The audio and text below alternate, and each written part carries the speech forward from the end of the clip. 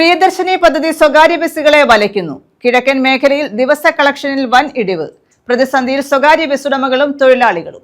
KSRTC ordinary ബസ്സുകളിൽ സ്ത്രീകൾക്ക് സൗജന്യ യാത്ര അനുവദിച്ചുകൊണ്ടുള്ള സംസ്ഥാന സർക്കാരിന്റെ പ്രിയദർശിനി പദ്ധതി നിലവിൽ വന്നതോടെയാണ് സ്വകാര്യ ബസ് മേഖല കടുത്ത പ്രതിസന്ധിയിലേക്ക് നീങ്ങുന്നത്.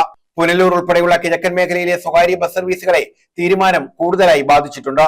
യാത്രക്കാരിൽ വലിയൊരു പങ്കും KSRTCയെ ആശ്രയിക്കാൻ തുടങ്ങിയതോടെ സ്വകാര്യ ബസ്സുകളിലെ ദിവസ കളക്ഷനിൽ കുറവുണ്ടായിട്ടുണ്ട്.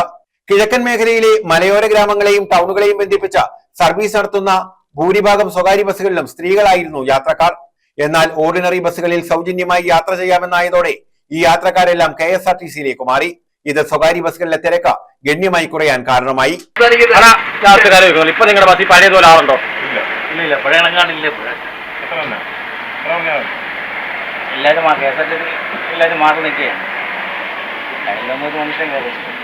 കിഴക്കൻ മേഖലയിലെ ബസ് സർവീസുകൾ കൂട്ടത്തോടെ സർവീസ് അവസാനിപ്പിക്കേണ്ടി വരുമെന്നും തൊഴിലാളി യൂണിയനുകൾ പറയുന്നു.